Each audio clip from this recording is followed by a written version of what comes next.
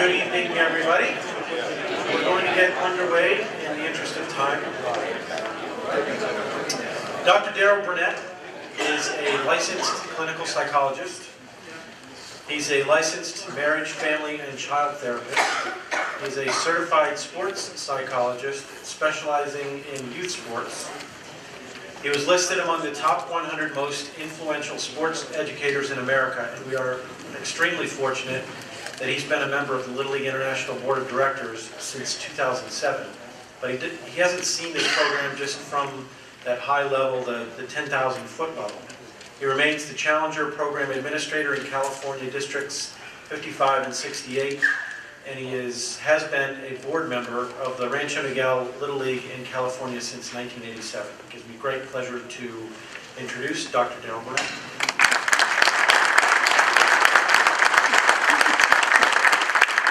Thank you very much. Everybody hearing all right? Make sure everybody has a handout. Everyone should have one. As Lance said, I have a background in clinical psychology and sports psychology. I got into the sports end because in Southern California, I was running psychiatric hospital programs for teenagers and found out that almost every one of these kids, they had low self-esteem. I understood that. But they had dropped out of youth sports. They didn't participate. And I had a bias. I grew up in the Midwest, loved sports. Had an article in Chicken Soup for the Soul about a coach I had when I was trying to make a tackle football team when I didn't weigh 70 pounds. Wonderful memories, and it just bothered me. And at the same time, parents referred a 10-year-old boy to me with worrying and stress, not connected with sports. He comes into my office, and I said, why would a 10-year-old boy develop the ulcers? And his remark was, I'm worried I'm not going to make the all-star team. And I thought, whoa, where'd that come from? That's not good. So that's when I started getting into the sports a lot. But today, I'm not wearing the sports psychology cap. I'm wearing the clinical psychology cap. Who would have thought Little League, a volunteer organization, and we got to have something on conflict resolution, but it's a reality. We all know that it's a reality. So what I'm going to do today, we're going to go over some basic ideas connected with being a good, effective conflict resolution person, which you guys and girls are. Okay?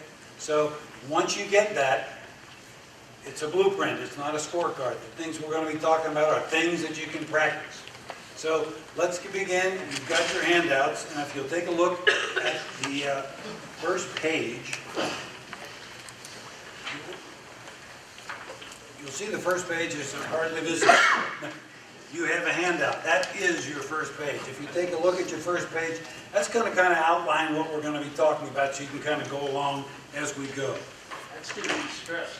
That's right. That's what it's for. This is a stress-induced.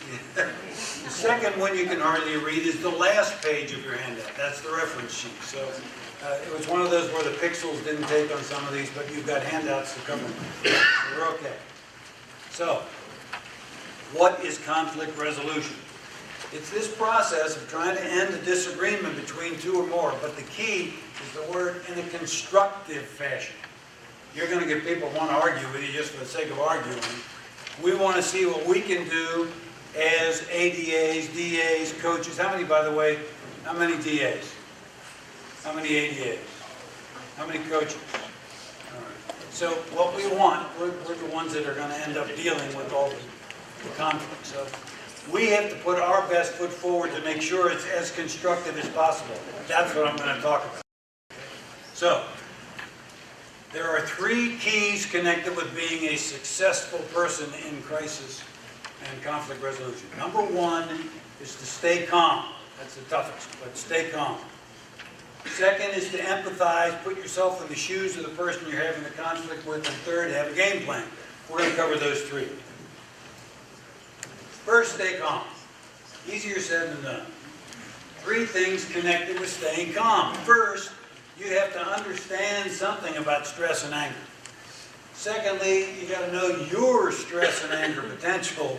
And third, you got to learn something about reducing your stress and your anger. It's all about you.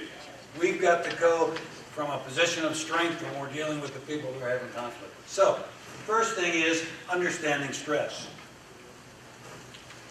Most of you have had some Biology 101 in terms of stress, but let's just talk about it.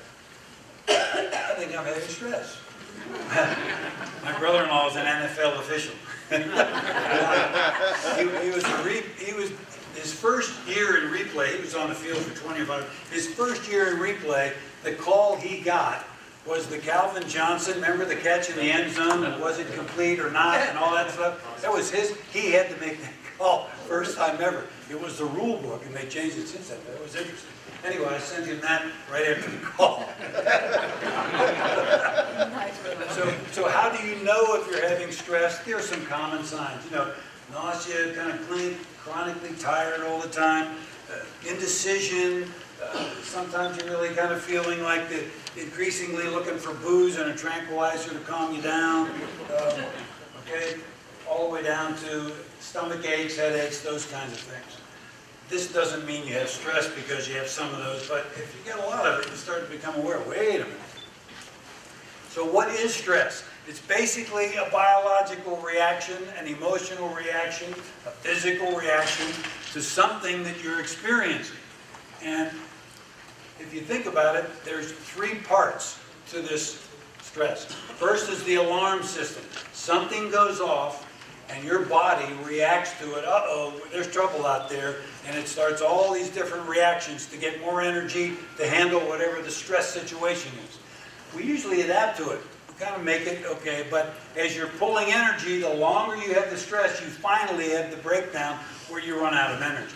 If you look at page 2 of your handouts, it kind of describes those three stages we're talking about. Let's talk about the alarm reaction. What happens when an alarm goes off and you start to feel these symptoms of stress? Somehow you perceive that there is a threat to you. It can be anything, but it's your perception. Uh-oh, there's a threat out there. When the brain picks that up, it then starts off this whole fight or flight. You know that image we've talked about in Biology 101? We've got to stay and fight this thing or get the heck out of here. So what happens is, things happen first of all to your muscles. Think about this. You relay something to your brain, which is the smallest little size of a walnut, and it goes all the way back to the caveman days. It's the most primitive part of the brain there is. It's in charge of all of our emotions. And its whole concern is survival. That's it. Doesn't think about anything else except survival. So somehow you relay, uh-oh, there's a problem. What happens then is all these things kick into gear. And the reason for them is the brain is saying, oh, we've got to make quick decisions, vigorous actions, defend against injury, because it thinks that somehow there's a saber-toothed tiger out there. It's all based upon that part of the brain. Caveman walks out, he looks up, sees a saber-toothed tiger. Oh my God, that gets to the brain. Uh-oh, all hands on deck. We got to either fight this tiger or get the heck out of here. So what happens is all the muscles start, heart rate. First thing happens. The brain says, well, if we're going to fight or run, we need energy. Where's the energy? It's oxygen. Where's that? It's in the blood. So let's get lots of blood pumping. So you know how you feel your heart start to palpitate when you're all stressed about something?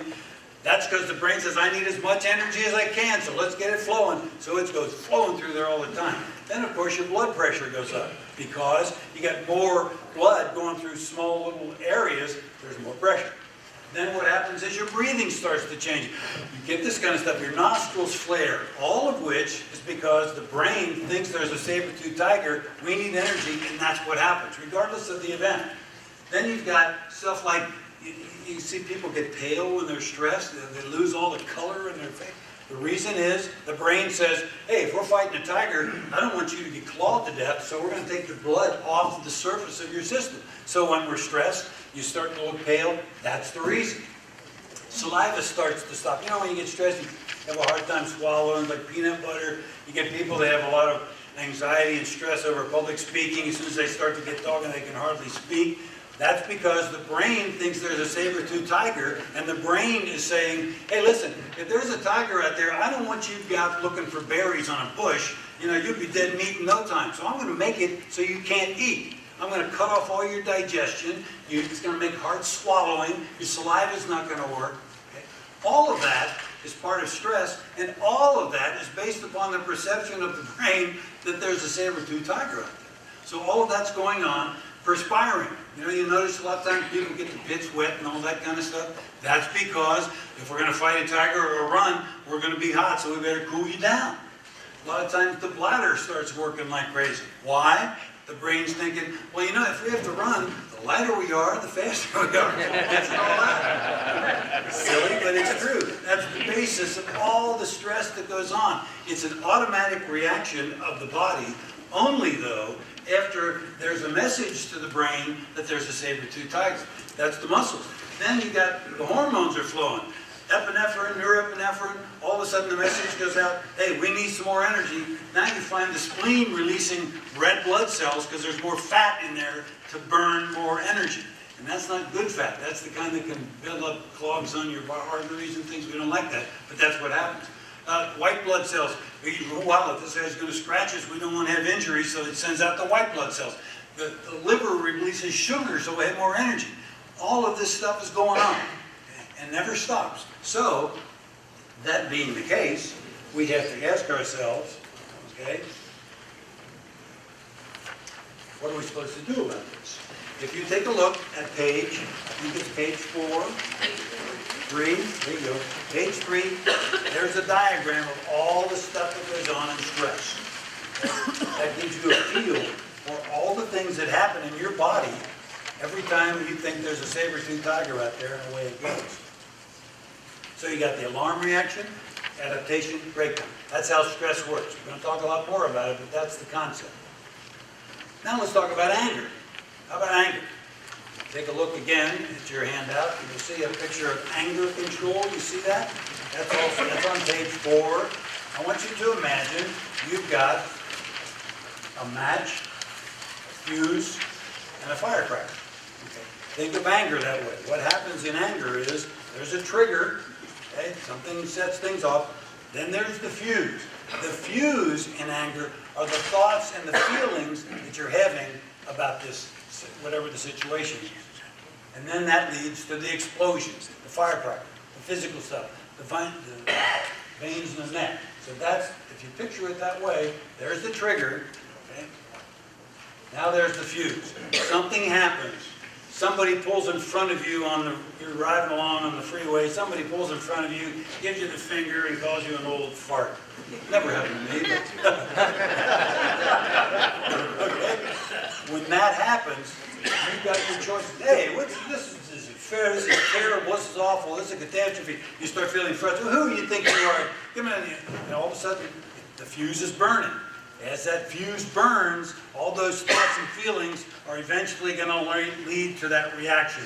And that's the explosion that you see in people when they're upset. On the inside, the heart rate goes up, they're sweating more, short breath, butterflies in their stomach, muscle tension. On the outside, you get that body stare, that clenched fist, and you get the yelling and the cursing and the screaming and the stuff that you see when they do stuff about bad parents at Little League on 6 months of news. They're losing it, okay?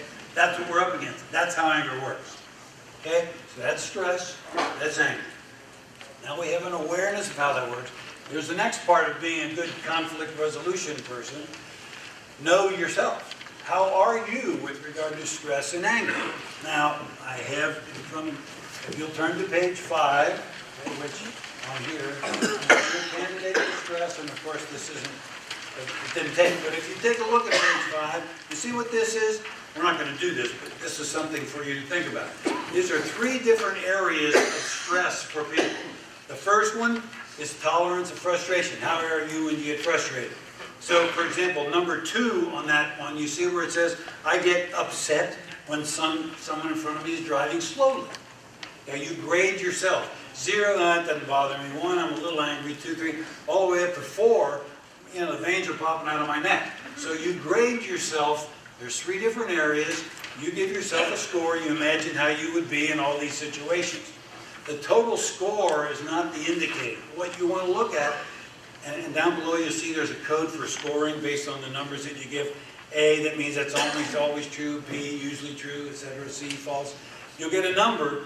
If you get some 3s and 4s on your responses, that's a little red flag for you to be aware of. Doesn't mean you're always stressed out, but it means, yeah, I have that tendency, so you now become aware of that.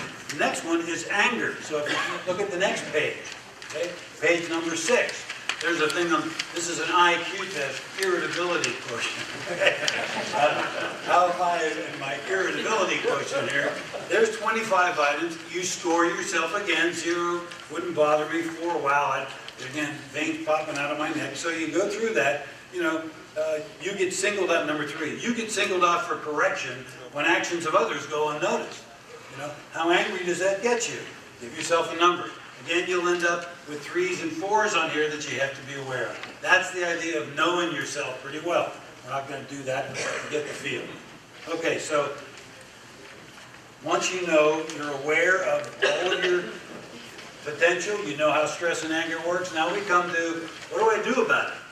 What do I do about reducing stress? I get guys in my office that are referred from the docs because they had heart attacks, and the docs say, hey, you better go de-stress yourself, you know? So these guys come in, they don't have a clue about how to bring it back down because they're just constantly on the go. You need to learn. So here's the first thing, how to reduce stress.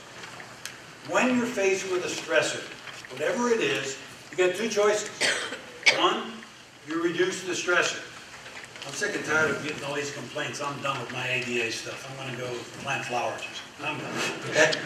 You're not going to do that. You're not going to remove yourself from a situation. So, what your other option is, you change your reaction to that stressor so it's no longer that saber-tooth tiger. Okay? That's the key. You have to change your reaction so that when normal reactions occur with the heart rate going and the tightness and the muscles and all that, you learn something to cope with that, and that is, as it says, physical tools. You see the physical tools? Okay? Relaxation, biofeedback, exercise. Let's talk about learning to relax. We've all heard that, yeah, okay, I take yoga classes and stuff. Relaxation is the opposite of stress. You can't be relaxed and stressed at the same time. What relaxation does is it takes the muscles, and again, if you'll take a look at your outline, see page 7 where it says the event does not determine the response to the event? Now you turn your page and you'll see a diagram. This is the diagram that we had for stress. This is what happens when you relax. It counters all those things connected with stress. So that's on page 8, by the way, of your handouts. That's why it's important. What you want to do with relaxing, you want to replace the stress response with the relaxation exercise. Now, how does that work? Okay, go to the next page, which again, you can't see on there, and that's page 9. Fortunately, you have it. This is an exercise on how to relax. The way this works, I'm not going to do it all, but the concept of relaxing is to put yourself in a tight situation, get tense, okay? And then tense that part of your body, and then relax it, and be able to tell the difference between what it feels like to be tense and what it feels like to be relaxed. And you do that with your whole body, then you learn that all of a sudden you're feeling muscle tension, you can calm it down. So for example, just one quick one. If you took a look at the third one from the bottom there, okay, it says make your hands. Let's do that. Take your hands, okay, make a fist. You can do both if you want, but just squeeze that fist like you're squeezing lemons out of it. And you just squeeze as hard as you can, make those knuckles white, and you just keep on doing it. You're doing it. The longer you do it, now you can start feeling yourself getting tight. You can feel, the body starts feeling uneasy. Okay, you do that, now you just let go. Let your fingers relax. And as you relax, you tell the difference between tight and relaxed. Tight and relaxed. That's the key in relaxation. The idea is you start at your toes and you work all the way up to your head. It's like the man who was trying to sleep. He goes to the doc and says, well, I'm really struggling. I'm tossing and turning at night. I just can't get to sleep. So the doctor says, well, it's very simple. What you do, you start relaxing your body, start with your toes and work the way up. And by the time you get up to your head, you'll be ready to go to bed. Okay, so he goes home at 9 o'clock. He says to his wife, honey, I've got this new deal. I'm going to go back and I'm going to practice how to get to sleep. I've got a new thing I'm practicing. Okay. So he goes upstairs, he gets his jammies on, he gets all comfy, he's lying in bed, and then he starts. Okay, now toes, get tight toes, tight, tight, tight, and relax. All right. Calves, okay, get tight calves, get tight, tight, tight. Now relax. Thighs, tight, tight, tight, relax. Oh, that's it. Toes relax. calves relax, thighs relax, buttocks tight, tight, tight, relax, stomach tight, tight, tight, relax. He's working all the way up to his body. That's good. His chest tight, oh, arms tight. Just get all the way up to his chest and he said, that's it. Toes relax, legs relax, stomach relax, chest relax. Just then his wife walks in a thin negligee and he says, all right, everybody up, everybody up.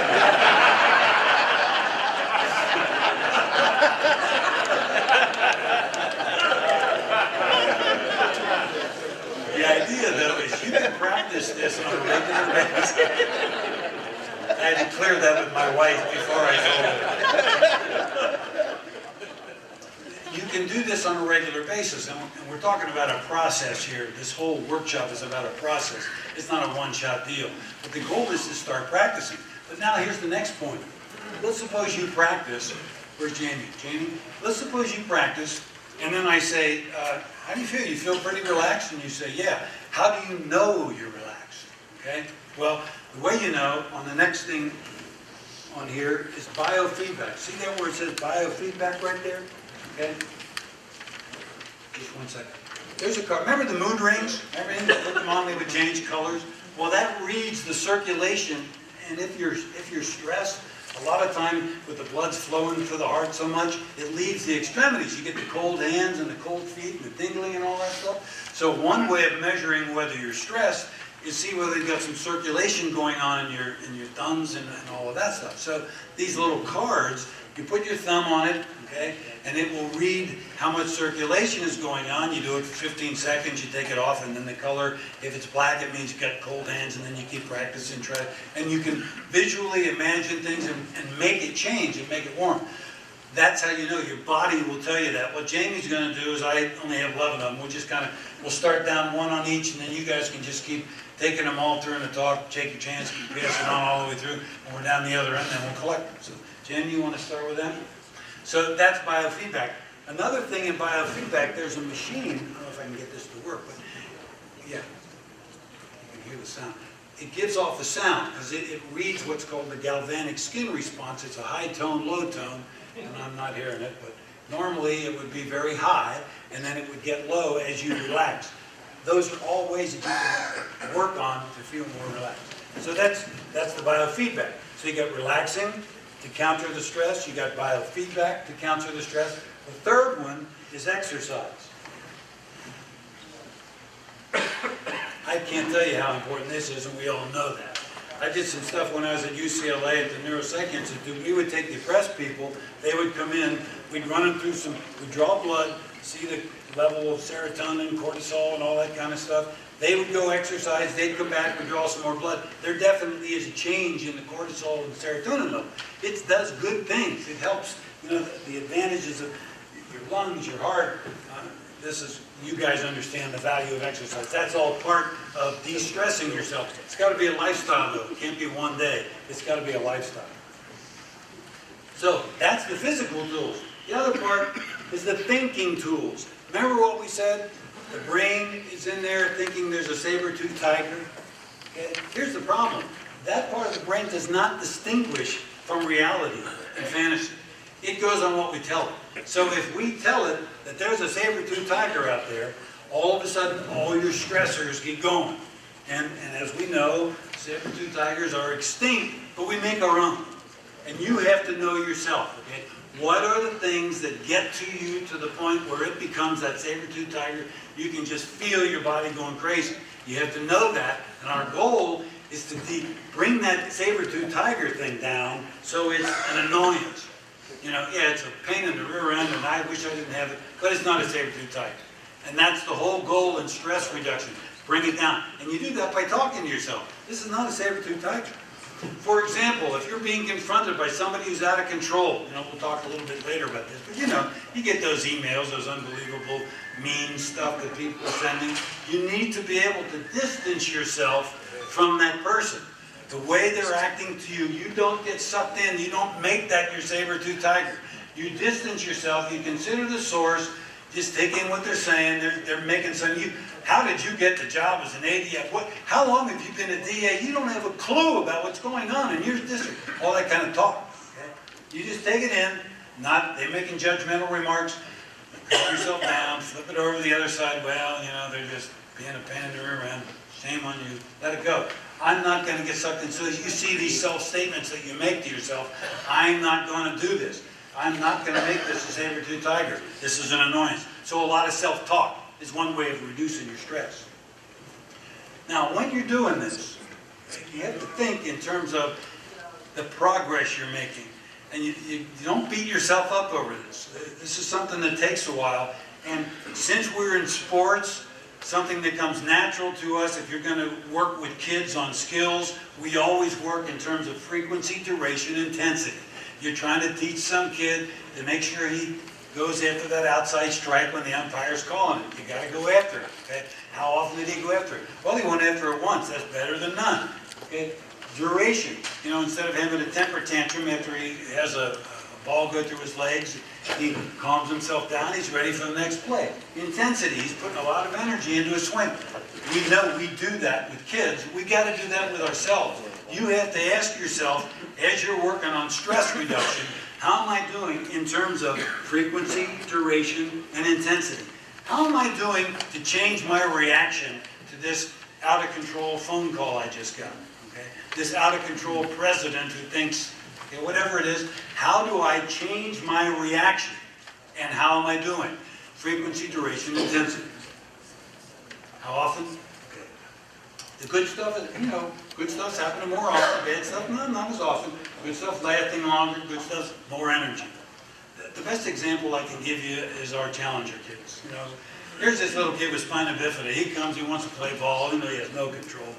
So we stick a ball on the tee, and now he starts this.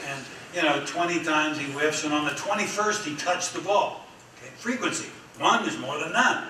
Or he maybe touched it twice in a row. Duration. Good. Or we got him to the point where he was swinging instead of trying to touch it. And you see this picture. This was in the LA Times. He's hitting a pitch ball, and he's got more eye contact than the AA kids I was coaching at that time. He was really staying with it. Why? Because he was looking at his progress all the time. That's what you got to look at. I'm going to work on conflict resolution in 2014. How am I doing? Frequency, duration, intensity. Okay, that's stress. How about anger? Okay, how are you going to do on anger management? How do I reduce my anger? Well, here's the deal. Again, remember the image. The whole goal in anger is to put out the fuse. Remember the image we had? Okay? The fuse are the thoughts and the feelings you're having about what's going on. How am I doing? The fuse. I get that phone call.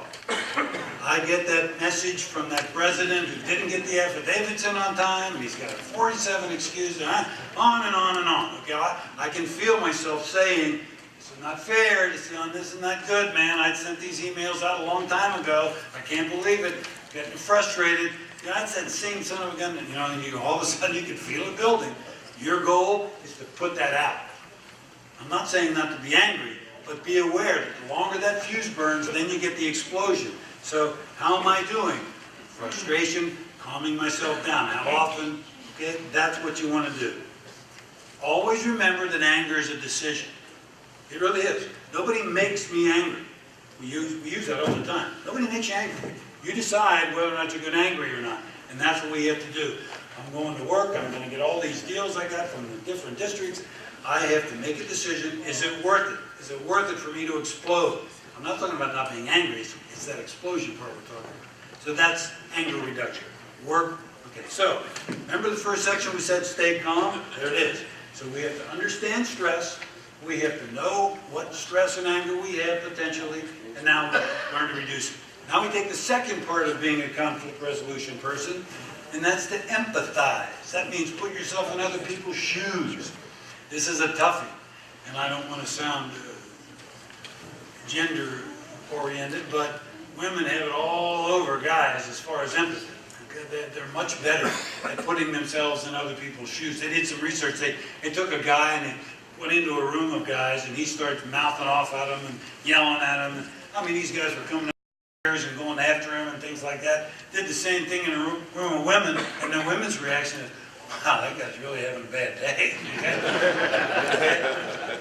That's the empathy part. Wow, something's going on there.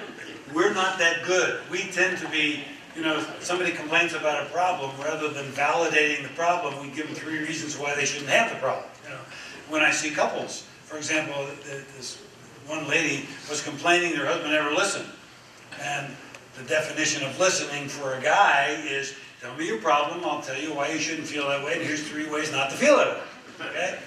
Whereas the person wants to be validated for the feeling. And well, that's a tough one. But empathy, you start to validate that person. Another couple, they were having trouble having a kid. And she was sad. They were in for therapy. She's relating how 2 of her girlfriends got pregnant, and she was with them, and they were all happy about their pregnancy, and she was happy for them, but she was so sad. She just felt so bad, and she turned to her husband, I just feel so bad. His response?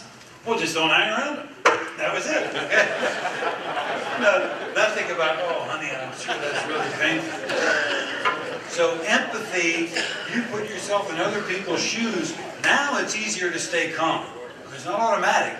But if we can somehow empathize and validate that person, it makes a difference. So, empathy, what is it? It's identifying and understanding, validating another person. And why is this important? When I wrote this book on parents, for a book called It's Just a Game, Youth Sports and Self-Esteem for Parents, I was doing stuff on self-esteem, obviously. And one of the things about self-esteem, I need to be reinforced for myself as a person. Me as a person. No trappings. You just relate to me as Darrell. That means more to my self-esteem than anything else. So validating someone as a person. So-and-so calls, he's obnoxious on the phone or the email. You relate to that person by first name, etc. like that. You have a way of maybe getting through. So it's very important to validate people. Okay? 3 ways to validate them, 3 areas. First, you got to validate the situation they're in. Get into their shoes. So why is there conflict in youth sports? Here we are in the 21st century. Why is so much of this stuff going on? And we know what's going on. Well, again, you got to get inside of this. Back in 2010 when I was talking, I compare what's going on in sports today with the carousel and the brass ring. The carousel, you take a little kid to the carousel, horses are 3 deep, 12 different rows. He can go on 36 different horses. The inside horse, the middle horse, the outside horse. He's having fun, boy, it's great, 36 rides. Wow, wasn't that neat? Somebody comes along and says, hey, guess what, kid? If you catch a brass ring, you get a free ride. Oh, wow. Now the kid goes back to the carousel. I don't want that inside horse. I don't want that middle horse. I want the outside horse because that's where the brass ring is. And I want the one that goes the highest. And if I don't get it, it's no longer a merry-go-round. Now, think about that image and think about sports. I have a bias, but here's what I'm seeing.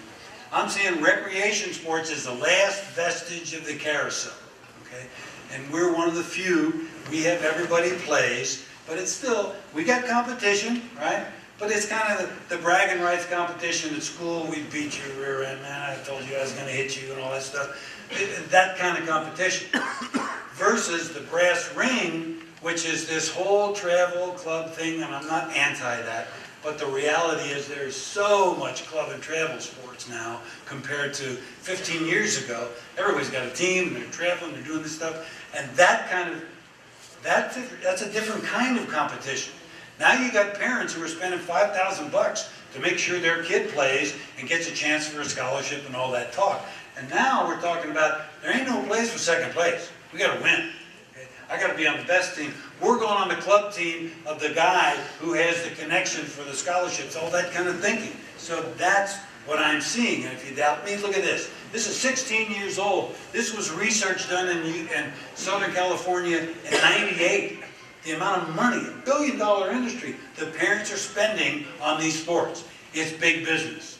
So the situation, if you're trying to get inside these parents' shoes and the world of youth sports, it's big time. And I have to ask us, is it creeping into us? Think about your leagues, okay? There are some leagues that their definition of success is how far they go in the TOC or how far they go in the All-Star tournament. And if it's play 2 and barbecue, oh, what a loser crowd that is. And they think only in terms of that, those 12 kids that are playing. How about the 300 kids that played in the season, learned some skills, are coming back, are getting better, that kind of stuff? We have to be watched I'm not against the brass ring. I love the World Series. I love All-Stars. But we can't forget that other part. And that's the concern. Some of these parents are forgetting that aspect. And some of the coaches. But it's documented. Parent overreactions is just out of sight right now. Parents, you ask coaches many times, it's their #1 problem. I always like to tell a story. I was giving a clinic for managers, youth sports. I said, okay now guys, I want you to imagine it's draft night. All right? You get first pick. What's the one quality you're looking for in that first kid you're going to draft? One of the managers raised his hand and says, I want an orphan.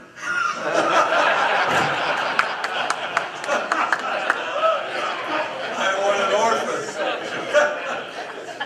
Oh. I mean, you know, there's all kinds of cartoons, you can hardly see that, but there's cartoons about the parents start challenging the coach about position, about batting order, about playing time, all that stuff. It's just constant, and it's there. And I love this one. Little League has found a way, okay? They have a soundproof viewing booth for the parents. It's like a crying room for the parents. And the competitive mode, you know, the stroller soccer and all that kind of stuff, it's out there. But what I'm saying is, that doesn't mean we should just be bashing parents all the time. We got to get in their shoes. We got to be fair to them. Okay? Not excuse their behaviors, but see where they're coming from. See the whole world that they're looking at. What's the atmosphere now that they're facing? There's where our empathy. How come? Why? Why the overreactions? Again, here's the big business. Here's my take. You're trying to tell people, hey, it's just a game, you know, like the title I gave to the book. Give me a break. It's very difficult for parents to see sports anymore as just a game. Media is really big. Of course, we know about the World Series coverage of ESPN. I understand that. But there's all kinds of media coverage. Local newspapers. I read one down where I live. An 8-year-old pitched a strong game. What does that mean? Strong? He got it to the plate? You know? 8 years old. But look at this. Look at this. This was just in February. Okay? 8th grader, 6'4", plays for junior high. Okay, committed to attend LSU 3 days after LSU offered him a scholarship 6 months before he's even going to start high school. Okay, now, you know, it says here's the trend. Latest trend for teens, it's a non-committal, you know, but they're making these statements. Imagine if you're a parent and all of a sudden LSU contacts you, this isn't just a game anymore. It's very tough. And granted, those are isolated, but they're out there. They're out there. The other thing that's happening is the All-Stars have changed. Used to be All-Stars, that was the kid, you got a little extra thing, you got a uniform. Now it's, oh, no. The All-Stars are my kid's ticket to the travel team. If he doesn't make the All-Star team, forget the travel, and he's got to make the travel. So that it keeps on going. And now the travel team. Guys are coming up to parents saying, your kids, you better start him at 9, because if you, or 8, you know, there are travel teams. I'm convinced that there's going to come a day a travel team will sign up, and the only requirement will be you got to be potty trained. That's about it. They just go lower and lower and lower. So that's out there, and that's what they're faced with. And then, of course, the scholarships, the professional contracts, they're everywhere, everywhere. Any parent is being torn with that, and so a lot of the sportsmanship, you'll see parents reacting to their kid not getting enough playing time. It's because they're afraid there's a scout in the stands or something. It's unreal. The other thing we're dealing with, they're living in a world of end product versus process. Now think about this, okay? End product in sports is winning, where the kid is saying, I'm only as good as the opponent I defeat. Every time I lose, I'm a loser. Versus process, skill development. I'm getting better at my skills.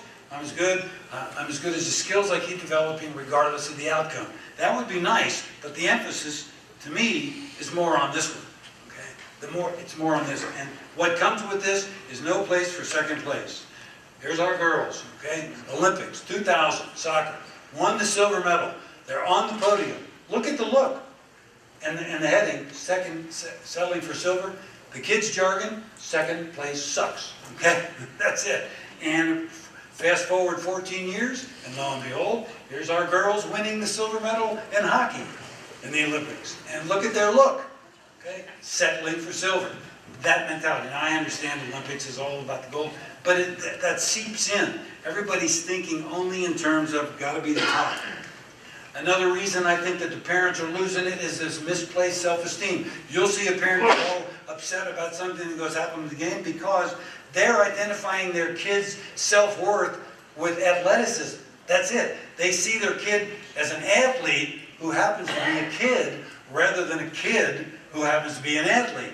And if they're putting all their marbles in that one basket, anything that happens on that athletic field becomes a catastrophe. We talked about that word. It's the end of the world. Oh my goodness. I had a girl who's a fast-pitch softball player. Very good. She went 0 for 4, and that night the parents did not talk to her. It's up. Okay? Oh my God. It's that kind of, they put all of it, like they're thinking my child has nothing else except that. And that's unfortunate. The other thing I think we're facing in the world, again in the sport, there's this myth of anger of, you know what, if I get upset, I got to let off steam. If I'm an angry parent, I got to let you know it. Otherwise, I'll get an ulcer. I've got to let it out. And even though the research on anger is just the opposite. It's the more you express anger, the angrier you get. So it's like they're believing, I have the right to this. I'm at the field, I'm going to scream at that umpire, I'm going to scream, I'm going to make that threatening phone call if I don't get it off my system, out of my system. We're also dealing with the world of retaliation rather than negotiation. If they get upset, it's retaliate. You know, it's like, you know, I don't get mad, I get even. A bumper sticker. All the video games, they're all annihilated and terminated. There's no negotiation games. There's no, wow, I really talked him out of that one. You know? There aren't any negotiation games. So with the retaliation, you got parents out there, they're going to retaliate. If the parents on the other side are yelling at them, they're going to yell back. If this umpire is not, that's their world. I'm not excusing it, I'm just saying that's what they're up against. And then the biggest point is this one. They're not experiencing any real negative consequences for what they're doing. Okay? And why is that important? Okay? Consequences are the key to changing a behavior. Okay? You want to understand why anybody does anything? Take a look at what happens after they do something. Here's a behavior. If it's followed by a pleasant consequence, they're going to do it again. If it's followed by an unpleasant consequence, they're less likely to do it. But the key is the word experience. Okay? How do they experience a consequence? There are parents for whom what we're throwing at them, they're not experiencing as negative. It's been solved in the workplace with harassment. There's all kinds of consequences. Road rage, there's real consequences. But in youth sports, yeah, what are you going to do? Suspend me for a day? You know, that kind of stuff. There are people for whom that's not experienced, and it's got to be experienced. It's like with our kids. Don't touch the stove. Get your hand off of that stove. And finally they do, whoa, they get a blister hit on the back. That, well, most of them. They don't go back because they have experienced something negative. These parents, in my opinion, are in the position where we're, you know, and what we think may be negative, they're not experiencing as negative. Not everybody's the same. Everybody in this room, how many of us have had a traffic ticket? Oh, come on. All right, that's supposed to be a negative consequence, right? And for most of us it is. We experience it as negative, and so we go to traffic school, we get it off. There are some people, traffic tickets get thrown in the glove compartment. They need a letter from the insurance company saying you're going to lose your coverage and all that stuff. Well, there are people, anybody ever heard of the Denver boot? Yeah? Yeah, okay. Some of us know. The Denver boot is this thing they put on the car, okay? Right? They tow it away, you have to pay all the fees, everything, before you get it back. They start looking after about 6 outstanding tickets. What do you think is the total number of outstanding tickets one person collected before they got it? How about 425 tickets? $28,000 worth of tickets. It was, you know, it's painfully obvious that for that person, he wasn't experienced, it was negative. So, but the problem we have that there are some parents out there that no matter what we throw at them, they keep doing this kind of stuff. So I don't want you to get frustrated by that. Okay? So that was those are all the situations, the whole carousel versus this and that. Now we're talking about, how about the feelings that these parents are going through? I'm just using parents because that's an example. You guys have lots of examples. The feelings they're going through. What happens when they go through this anger thing? Well, what happens? One thing, remember what we said? There's a trigger. Something sets it off. It's the bad call, not enough time. Bad coaching, which means you're not coaching. I want my son to play shortstop and bat fourth and all that stuff. Okay. Even sometimes if the other team does well, people get excited. That's a trigger for them. Then what happens? Their thoughts. This is awful. This is terrible. This is a catastrophe. Come on, Malaysia Airlines was a catastrophe. My son's position, come on, playing time. But again, back to their world, if that's all they're thinking about, that's why it becomes, and then they get frustrated, annoyed, and then that of course leads to the stuff that we see when they're very angry, and many times you are the one that gets it because they've moved up the chain. You know, a lot of stuff goes down the chain, but then this stuff comes up the chain because they're not getting the results that they want. Okay, so empathy, very important. The last thing on empathy is trying to figure out why this person is making this phone call, this negative email. Why is this coach doing what he's doing? Why is this parent? Whatever it is. Okay? So I call them the screaming callers. It can be anything. It can be the mean email people or whatever you want. It's ugly. It's very ugly when they respond. Okay? They make negative remarks to you, judgmental remarks to you, about you, all kinds of things. So what motivates them? Remember we talked about motivation. What is the positive that they're getting out of calling you and complaining this way? Okay, well, first thing, it might be manipulation. This person has learned that if I come at you with both guns blazing, if I'm hostile, if I'm yelling and screaming and threatening, I get stuff accomplished. I get stuff done. Okay? So all they're trying to do is manipulate the system. They don't want to solve any problem. They want to manipulate you into giving them what they want. If they're coming at you, no matter what you do, it's not going to make any difference. You have to be aware of that. Not all of them. Another reason why the person may be calling has to do with embarrassment. Oh man, I missed the deadline. You know, the ones, the president that thought he had it all in, the coaches that didn't get their registration in on time. They're embarrassed, but rather than admit to embarrassment, they want to change it. And I love this example of embarrassment. Okay, 2 dinosaurs. Oh crap, was that today? That is one of the best cartoons I have ever seen.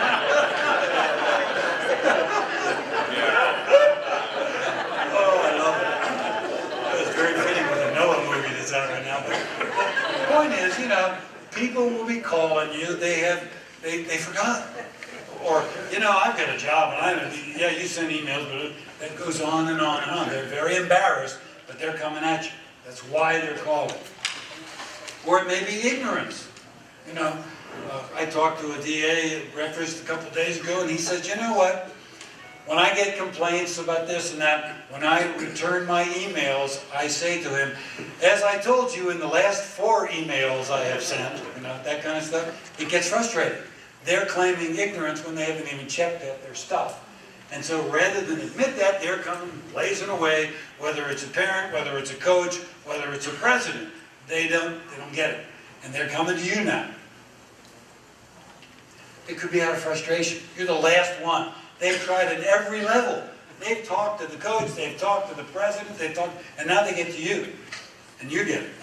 I get emails a lot, and I had one from some lady back east, and she said, what do I do about the coach who cusses at my children? And I wrote back, well, first phase is you go to the board. She says, he's on the board. Okay, well then you go to the next level. So they'll keep going until they get to you as an ADA or an EA are going to get that. You're getting their frustration more than anything else. I'm not using this as an excuse, just be aware of it. So what is it we can do? Now they're there, how can we make this a positive consequence? How can we take this horrible event and screaming match or whatever they're doing to turn it into a positive? Well, here's what you have to ask. What is it that they're looking for? We know why they called, all the manipulation and all that. What is it they're looking for? And all the research says, you know what? When people are complaining, what they want is to be listened to, respected, recognized, valued, blah, blah, blah. So now we're back down to the empathy and the validation again.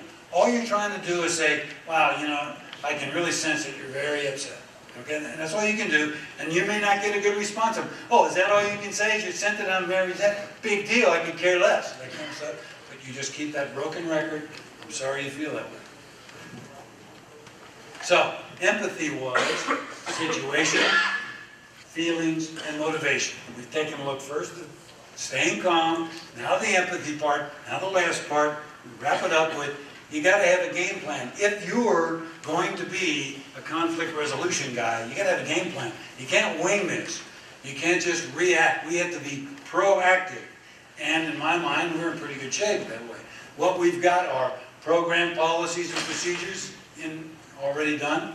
We have to make sure we look at guidelines for how we're going to respond, and then anticipate issues. Let's take a look at the first one. Program policies and procedures. We've got green books, we've got this book, we've got that. We've got it all. It's all in print, it's all there. So any complaint, we've got the rule book, we've got a code of conduct, we've got all the stuff that's expected. And that's where we have to come from a position of strength. If I'm a TA or an ADA and there are complaints, I have to stay calm, but I have to come from a position of strength. Here's the rules. Here's the consequence. Boom. And you just calmly do that. You got to have a specific list of what you expect. We do that. Okay? You got codes of conduct all over the place. You got a list of consequences. We do that, I'm sure. Usually there's something in the books about warning, removal, suspension, expulsion, legal, da-da-da. It's all there. Okay? All you're doing is plugging it in. You may not get a result, by the way. This may not phase them, as we said, but we got that. We have that game plan. We should have a lead game plan, zero tolerance. Here it is, boom, boom, plugged in. Thank you very much. Hopefully, a signed parental agreement. I don't know that all the leagues do this, but some of them, they get them to sign that pledge ahead of time. I understand fully that part of having my kid here. As a manager, I understand fully these are my requirements. I have to go to these meetings. I realize with the 50-70 intermediate program, we've got new managers. I'm going to be a manager. I realize I have to be at that meeting in order to discuss what's going on, in order to coach that next night. All right? If you don't show up, you don't coach. Well, yeah, but my kid was sick. Well, the point was, we have all these policies. Otherwise, you go on and on. Next thing, I have to have guidelines for when I'm in the heat of the moment and I'm now in the conflict resolution. How am I going to respond? What are my guidelines? First of all, one talker at a time. Don't talk over them. Don't do that. Let them come. They'll go on, they'll go on, they'll go on. Let them talk. You can't compete with that. You do that. And again, validate that person again. You know, wow, it sounds like you really, I can understand your frustration, whatever you're saying. Again, part of that book was, you got to validate the person. So your mind is set on, I'm going to validate. And remember, you're not going to get a response from them many times. You may say something nice, and they, oh yeah, sure, you have to say it, but you're still doing it. Then you ask all the questions, you get as clarified as you can. A lot of the DAs will send it back to a league to make sure the president's got it all spelled out. The president will take care of it. But you get all your data, you get all your questions answered, and then the last part, you try to get the person to work with you. This is the most difficult time because you're going to get some people, they're not interested in solving the issue. They're interested in revenge, getting even with you. My kid didn't play, I'm filing suit. I happen to be a man who can, all that kind of talk. All you do is offer to get them to join in. Let's see what we can do together. Let's work it out. There will be those that respond. Those that don't, you can't take it any farther. We have to be coming from a position of strength as a conflict resolution person. You're not going to resolve them all because some of them don't want resolution. Then you got to think about self-monitoring. You're going to be watching yourself how you're doing in terms of your responses. So, I've got to say to myself, I can't take these rantings and ravings personally. I just can't. This guy's going on and on. Let's see how long I can make him calm down, how long it takes me. I'll make a little game out of it. I'm listening. I've got a respectful tone. I'm going to talk about what I can do, not what I can't, those kinds of things. So this is the stuff that you're saying to yourself.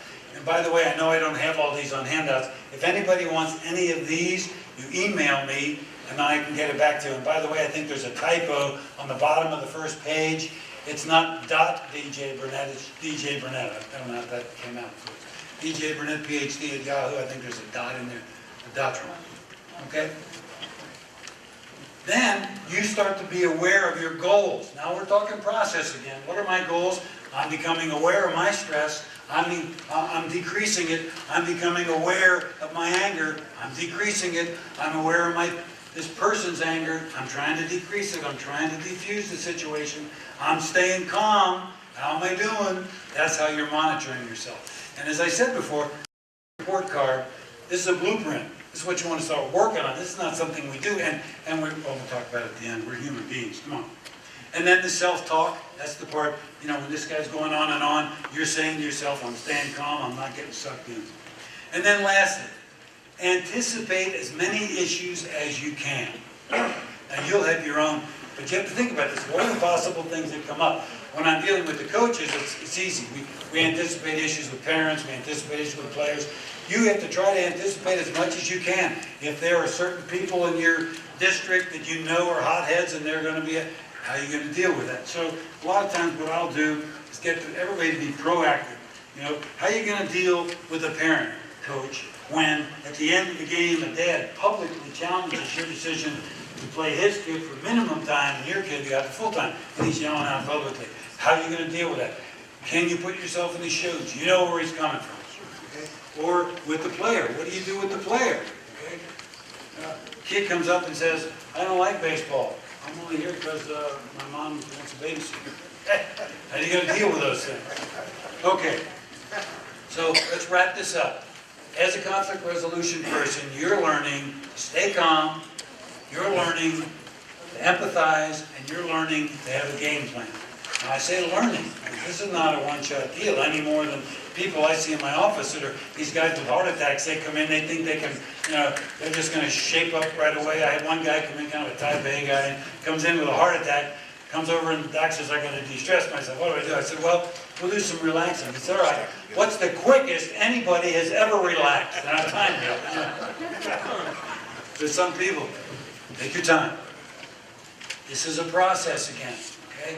Measure yourself. We're back down to, like we do with the kids, frequency, duration, and intensity. How am I doing on staying calm? How am I doing at empathizing? And how am I doing at a game plan? And all I would ask you to remember, because it gets frustrating sometimes, it's a process. Think about the Chinese bamboo tree. I always like to end with this. There's a specific species of tree. If you plant it and fertilize it, the first year, it doesn't grow at all. You watered it and everything. Second year, it doesn't grow at all. Third year, it doesn't grow at all. Fourth year, it doesn't grow at all. For 4 years, nothing. And the tendency, you know, rip it out, go back to Home Depot and get your discount or whatever. But if you stick with this specific species, in the 5th year, you grow 75 feet in 6 weeks. Okay? You would have missed that. You would have missed it. And I have to tell you, when I first used this analogy, there was a little old lady in the crowd who was kind of a plant person, and she came up to me afterwards and said, you know, young man, do you realize that that specific species dies right after it blooms? I said, well, we'll leave that part out. But here's the deal. You guys, you're going to get it. In your positions, you're going to get the conflict. It's a process. Don't underestimate yourself. If there's one time when you were able to stay calm and some guy was related to as a person instead of all the craziness, and you come from a position of strength, that can have an influence on that person no end. Okay? And over time, you can gradually learn that as these things occur, they're not saber-toothed tigers. Okay? They're annoyances. So that's what I would wish for everybody in 2014. May all your saber-toothed tigers be annoyances. Thank you very much.